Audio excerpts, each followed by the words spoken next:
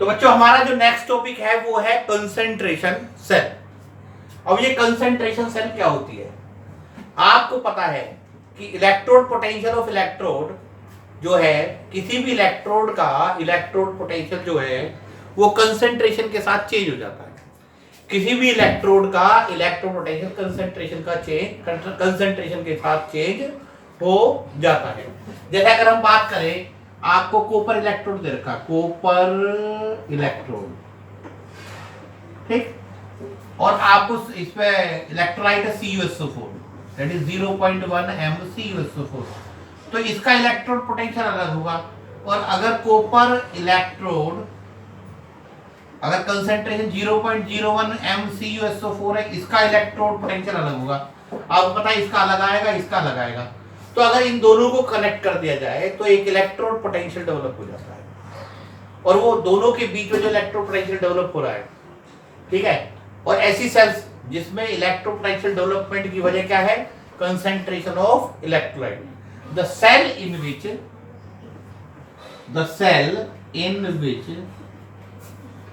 ठीक है, electrode potential develop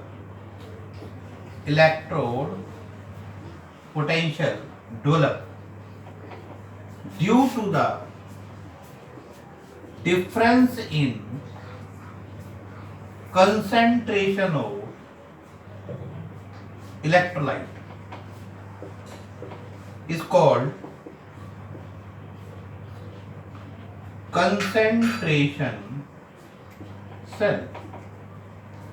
ठीक है, एक आपने क्या करा है, देखो इधर देखो और क्लियर समझो। एक आपने ये इधर ये ले लिया कॉपर इलेक्ट्रोड, और यहां ले लिया 0.01 mCuSO4, और ये दूसरा इलेक्ट्रोड ले लिया कॉपर, लेकिन यहाँ 0.1 mCuSO4 है। सेम इलेक्ट्रोड है, इलेक्ट्रोड सेम है, लेकिन इलेक्ट्रोलाइट यहाँ पे 0.01 है, यहाँ पे 0.1 m है। अब इनको कनेक्ट कर दिया तो दोनों के बीच में पोटेंशियल डिफरेंस क्रिएट हो गया। और पोटेंशियल डिफरेंस क्रिएट होने की वजह क्या थी? अलग अलग concentration of electrolyte, different concentration of, ये सॉल्ट ब्रिज आ जाएगा इस तरीके से, difference in concentration of electrolyte. तो such type of cell are called concentration cell. अब आपको एक इन जनरल एक सिंगल इलेक्ट्रोड की बात करें, सिंगल इलेक्ट्रोड की, ध्यान दो, सिंगल Mn+m, मैंने बताया था आपको पिछली वीडियो में, Mn+m minus 0.0591 divide by n 1/mn+, इसे प्लस कर दो, E note Mn+m plus 0.0591 by n log of Mn+। अब इधर ध्यान दो, यानी कंसंट्रेशन ज्यादा होगी तो इलेक्ट्रोड पोटेंशियल भी ज्यादा होगा, कंसंट्रेशन ज्यादा होगी तो इलेक्ट्रोड पोटेंशियल भी ज्यादा होगा।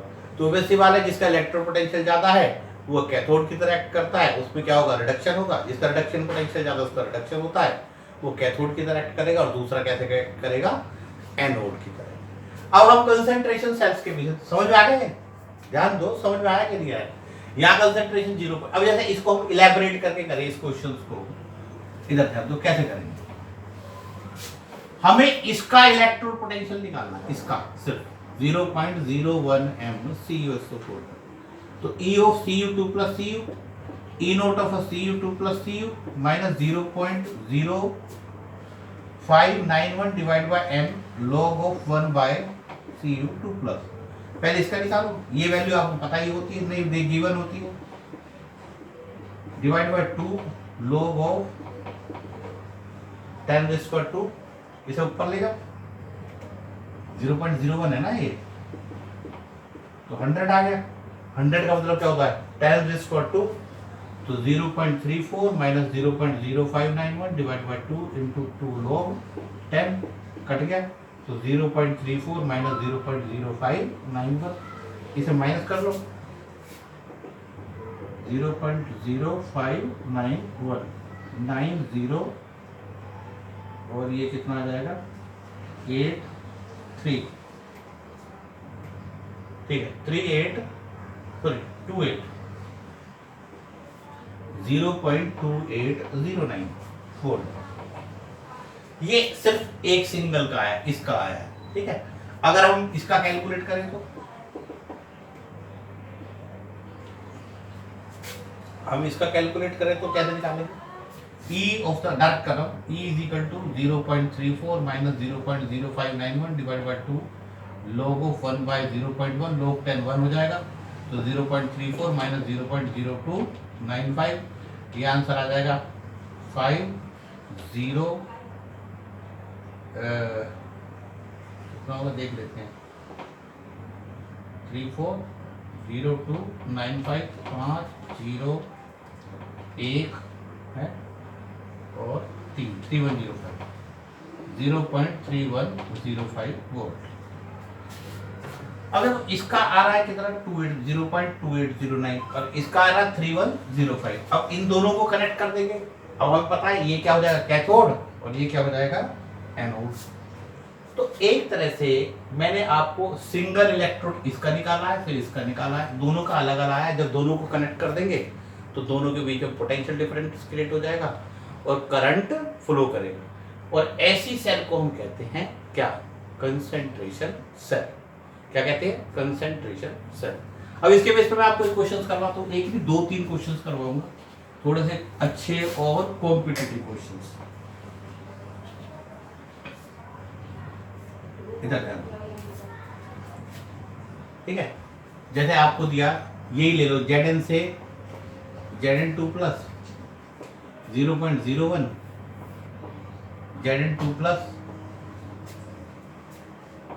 0.1 Zn, ठीक? अब इसे सिंपल रिएक्टेंट प्रोडक्ट, ठीक है? तो इसमें Q निकालना होगा। Q कैसे निकालेंगे? Product upon reactant. ये प्रोडक्ट है, ये ऊपर आ जाएगा, डेट इज 0.01, ये रिएक्टेंट है, ये नीचे आ जाएगा, डेट इज 0.1, ठीक है? तो कितना आ जाएगा 0.01, ये 2 पॉइंट नीचे आ जाएंगे इंटू 100, इधर कर देता हूँ, ये पॉइंट हटाया इंटू 100, ये पॉइंट हटाया इंटू 10, तो Q आ गया 1/10। E ऑफ द सेल कितना आ जाएगा? E naught of the cell N2 log of Q। E naught this side minus this side 0 हो जाएगा,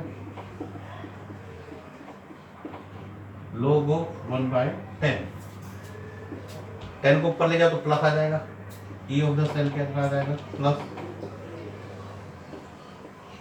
log 10 1, तो E ऑफ द सेल कितना आ जाएगा? 0.0295 वोल्ट। ये मैंने आपको एक सिंपल सा क्वेश्चन करवा के दिखाया कंसंट्रेशन सेल पे। मैं पिछले वाले क्वेश्चंस को भी ऐसे कर सकता था, लेकिन थोड़ा सा समझने के लिए बताया कि उसमें मैंने क्या करा, इसका इलेक्ट्रॉन अलग निकाल लिया, इसका अलग निकाल लिया और दोनों को कनेक्ट कर देंगे, क्योंकि इलेक्ट्रोड सेम है। डिफरेंस क्या है? कंसंट्रेशन। यहाँ कंसंट्रेशन अलग है, यहाँ कंसंट्रेशन अलग है। और एक बात ध्यान रखना, जिसकी कंसंट्रेशन ज्यादा होती है उसका रिडक्शन पोटेंशियल भी ज्यादा होगा, और वो किसकी तरह एक्ट करेगा? कैथोड की तरह। जिसका रिडक्शन पोटेंशियल ज्यादा है वो कैथोड की तरह एक्ट करता है, क्योंकि जिसका रिडक्शन पोटेंशियल ज्यादा है उसका रिडक्शन होगा। समझ रहे बात को? और जिसका रिडक्शन किसका होता है? जो क्या होता है? जो क्या होता है? Oxidising agent. जिसका रिडक्शन होता है वो कैथोड होता है।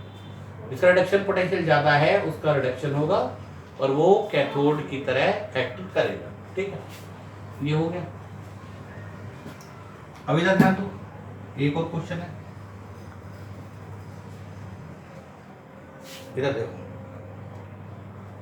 ऑक्सीडेशन ये H2, यहां देख लिया pH ले लो, pH इक्वल टू 2, फिर pH इक्वल टू 3 H2PT।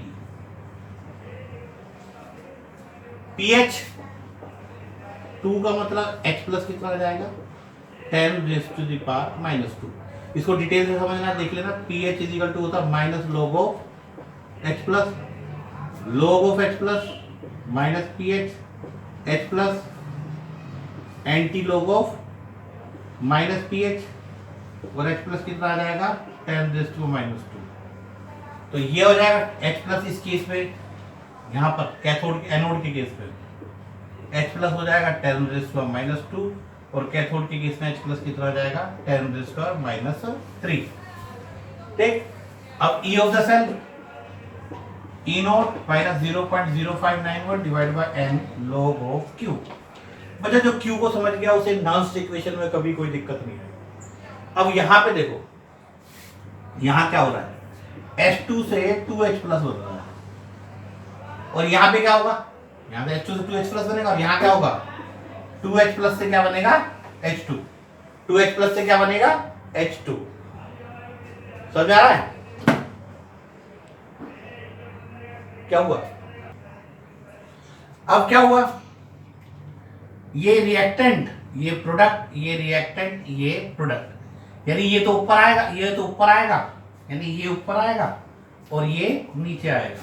यहां से क्लियर हो जाता है H2 2H plus gives 2H plus plus H2। अब मैं ये इतनी डिटेल से ये बता रहा हूं, कई बार इनका प्रेशर भी दे देते, बात समझ आ रही है? अब ये प्रेशर दे दिया और आप कह रहे हो यार ये क्या होगा, प्रेशर का क्या करें?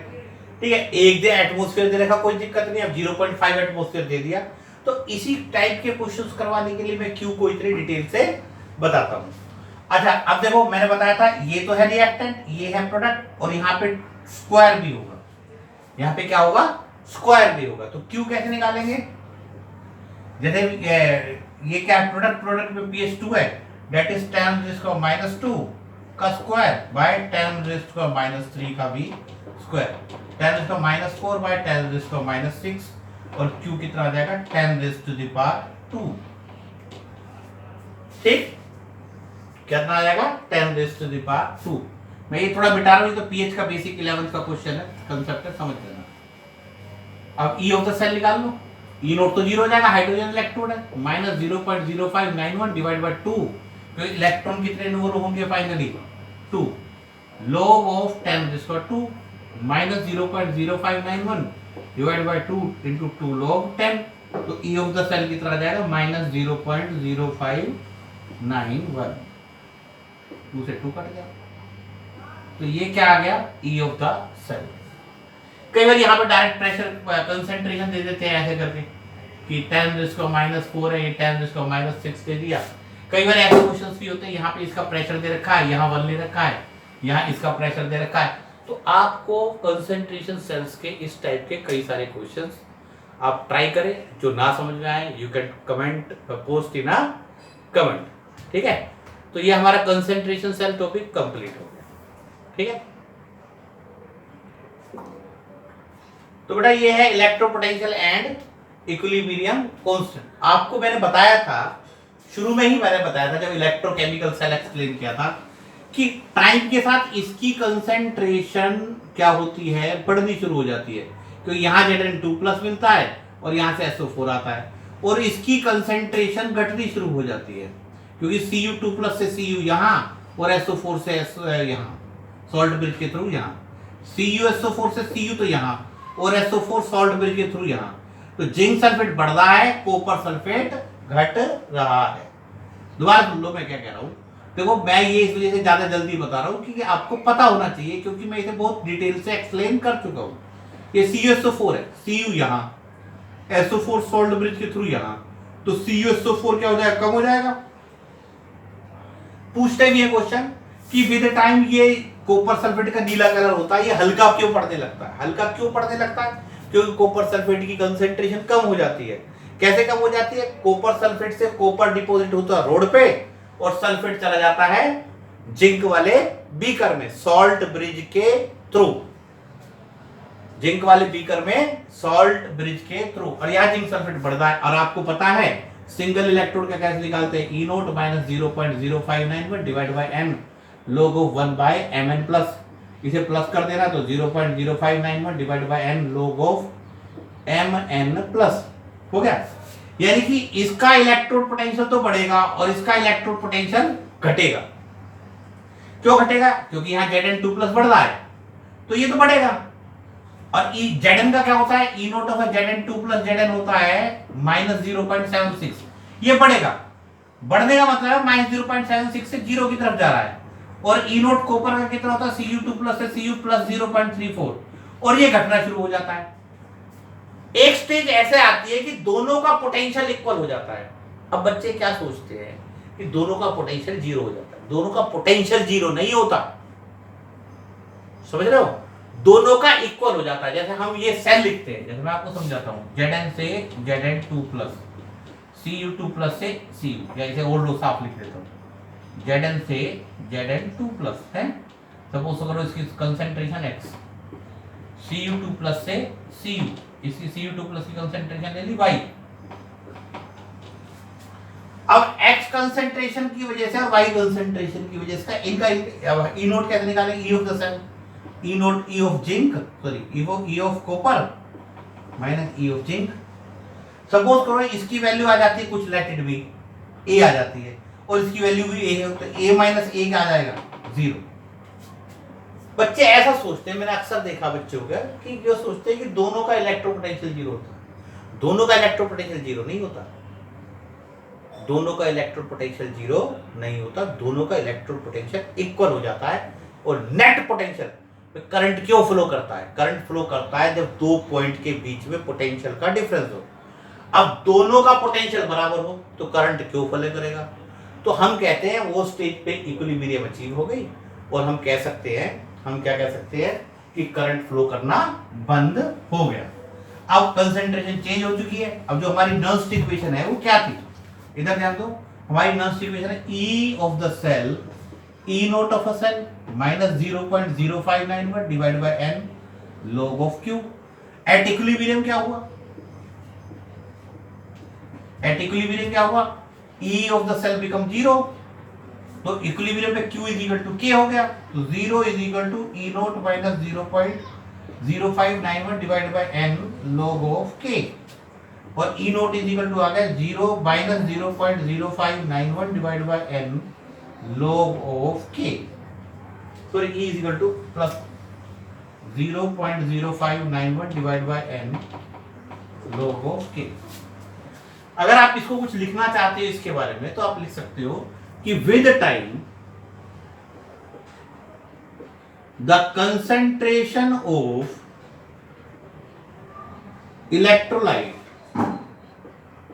इन anode increase, so electrode potential of anode increase, समझ ना, with the time the concentration of electrolyte in cathode in anode increase, so electrode potential of anode increase। फिर इसको रिवर्स लिख लो, with the time the concentration of electrolyte in cathode, the concentration of electrolyte in cathode decrease, so electrode potential of cathode decrease। लिख सकते हो यार, तुम 12th के student हो, लिख सकते हो, है ना, कि एक ऐसा टाइम आता है कि कंसंट्रेशन इसकी डिक्रीज इंक्रीज हो रही है तो इसका इलेक्ट्रोड पोटेंशियल बढ़ेगा, इसकी डिक्रीज हो रही है तो इसका इलेक्ट्रोड पोटेंशियल बढ़ेगा। अ stage reach when electrode potential, ऐसे लिख सकते हो, अ स्टेज रीच, एक लाइन छोड़ दिए बेटा वो अपने आप लिखना, अ stage reach when electrode potential of both electrode become zero, sorry become equal, or at this stage equilibrium achieved, at this stage equilibrium achieved। और क्या लिख सकते हैं, and net electrode potential of cell become zero। With the time the concentration of electrolyte in anode increase, so electrode potential of anode increase।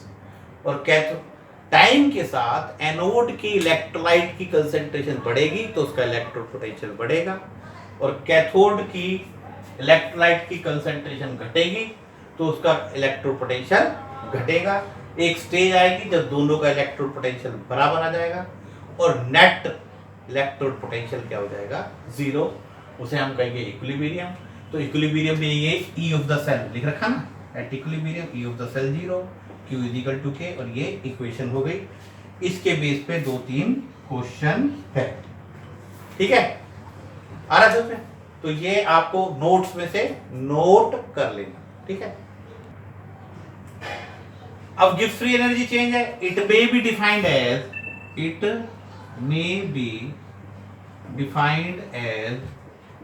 decrease in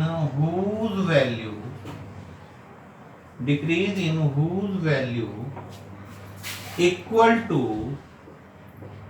useful work, ठीक। यही relation हम Gibbs free energy change से निकालेंगे। D delta G naught is equal to हो जाता minus N F E naught, और हमें पता है डेल्टा जी नोट इक्विलिब्रियम में पड़ता था minus 2.303 RT log of K.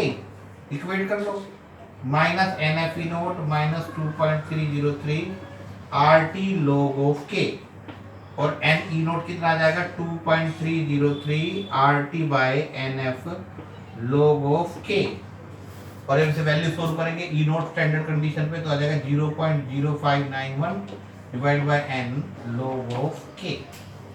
तो यही डेरिवेशन हमने आपको गिब्स फ्री एनर्जी चेंज से भी निकाल के बता दिया। समझाया? नहीं आ गया समझ में? ठीक है, तो ये आप नोट कर लो। तो ये आपका गिब्स फ्री एनर्जी चेंज। अब हम एनसीईआरटी के कुछ न्यूमेरिकल करेंगे। राइट, बराबर। तो आपको निकालना है इस रिएक्शन के लिए इक्विलिब्रियम कांस्टेंट निकालना है। एग्जांपल 3.2 है, E naught of a cell दे रखा है 0.46। फार्मूला लगाओ direct, E naught of a cell 0.0591 divide by N log of K. K निकालना है, ई नोट दे रखा 0.46, 0.0591 डिवाइड बाय 2 log ऑफ के। log ऑफ के कितना आ जाएगा 0.46 into 2 डिवाइड बाय 0.0591, ठीक है। log ऑफ k कितना आ जाएगा, सोल्व कर लेंगे 0.46 into 2, that is it come out to be, एक सेकेंड, कहाँ गया calculator, wait, 0.46 into 2 divided by 0.0591, it come out to be 15.56, 15.5668।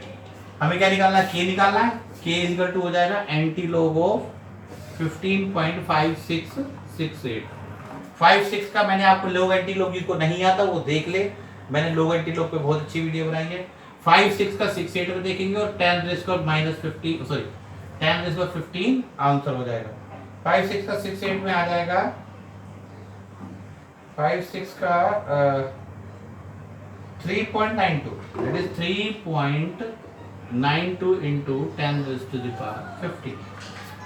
ठीक है, तो ये नोट कर लो, बहुत सिंपल सा क्वेश्चन है। 3.2 है एग्जांपल। अब हम बताएंगे एग्जांपल 3.3। नोट कर लो, हो गया नोट? देखो आप एग्जांपल 3.3।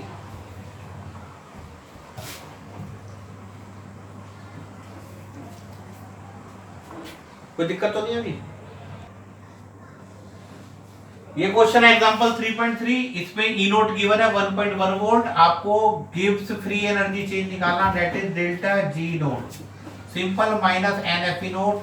कितना चार्ज है 2 प्लस, देख लेना एन कितना आ जाएगा 2,96500 इंटू 1.1। इलेक्ट्रॉन देखने का तरीका किसी को दिक्कत हो तो देख लेना, Zn से Zn2 प्लस, ये 2 इलेक्ट्रॉन आ रहे हैं ना, Cu2 प्लस से Cu। इलेक्ट्रॉन में दिक्कत पता है कब आती है, जब यहाँ पे 3 हो यहाँ पर 2 हो, तो क्या करते हैं कॉमन फैक्टर ले लेते हैं। इसको 3 वाले को 2 से मल्टीप्लाई करते हैं, 2 वाले को 3 से। लेकिन यहाँ पे ऐसी कोई नौबत नहीं है, ये तब आता है जब यहाँ 3 हो और यहाँ 2 हो। समझ आ गया? आ गया समझ? नेक्स्ट क्वेश्चन, इधर ध्यान दो। ये है अब क्वेश्चन दे रखा है इन टेक्स्ट 3.6। इन टेक्स्ट बड़े आसान क्वेश्चन है, डायरेक्ट बेस।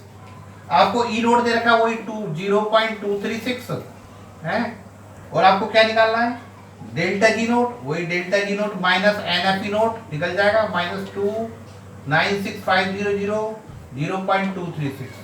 और इक्विलिब्रियम कांस्टेंट वो ऐसे निकालना है, E naught 0.0591 divide by N log of K. E naught की value 0.236, 0.0591 divide by 2 log of K. तो log ऑफ के कितना आ जाएगा 0.236 into 2 डिवाइड बाय 0.0591 और के हो जाएगा इस सब का anti log 0.236 into 2 divide by 0.0591। तो यहाँ पे अगर आप इतना भी छोड़ देते हो तो भी आपको पूरे मार्क्स मिल जाएगा। सीबीएसई लोग एंटी लोग के या हरियाणा बोर्ड लोग एंटी लोग के नंबर नहीं काटते। और जो इसके एक्सरसाइज के क्वेश्चन है वो भी बड़े सिंपल है, ठीक है। तो देख लेता हूँ कोई क्वेश्चन हो, कोई ज्यादा टिपिकल क्वेश्चन हो मैं आप बता देता हूँ। एक सेकंड इधर ध्यान दो, रुको। मेरे हिसाब से कोई एज सच टिपिकल क्वेश्चंस है नहीं, तो ये आपका अब इस वजह से मैं क्वेश्चंस करवाता हूं। एक्सरसाइज का 3.4 क्वेश्चन है, ये स्पेशली करवा रहा हूं एन की वजह से। आपको क्या निकालना, डेल्टा जी नोट और के। पहले हम निकालेंगे, पहले सेल प्रेजेंट करूं, इस साइड एनोड और इस side cathode, this side minus this side, इससे क्या आ जाएगा E naught of cell, E naught of cathode minus E naught of anode. E naught of cathode कितना है माइनस 0.40 माइनस 0.75 है, 0.75। तो ई नोट ऑफ सेल कितना आ गया प्लस 0.35। अब हमें क्या निकालना, delta G naught. Delta G naught कैसे निकलेगा, minus N F E naught. अब ई नोट तो पता लग गया, एफ भी पता लग गया, एन पता लगाना है माइनस। एन कैसे पता लगेगा, हमें पता सी आर से क्या बन रहा है CR3 प्लस, और CD2 प्लस से क्या बन रहा है CD। 2 से मल्टीप्लाई करो, 3 से मल्टीप्लाई करो, तो इलेक्ट्रॉन कितने हो जाएंगे 6, इलेक्ट्रॉन कितने हो जाएंगे 6। तो डेल्टा जी नोट कैसे निकलेगा, delta G naught is equal to minus n that is -6। N कितना हो जाएगा 6, एन कितना हो जाएगा -6 96500 0.35। एक्सरसाइज का 3.4 का फर्स्ट क्वेश्चन। और वो क्या निकाला, के कैसे निकालेंगे, के इधर देखो, के इधर मैं निकाल देता हूँ।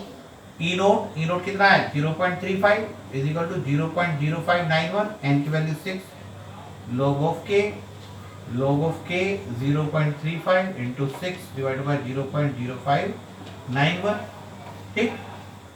और k इज इक्वल टू हो जाएगा anti log of 0.35 into 6 0.0591। Log anti log मैं आपको सिखा चुका हूँ।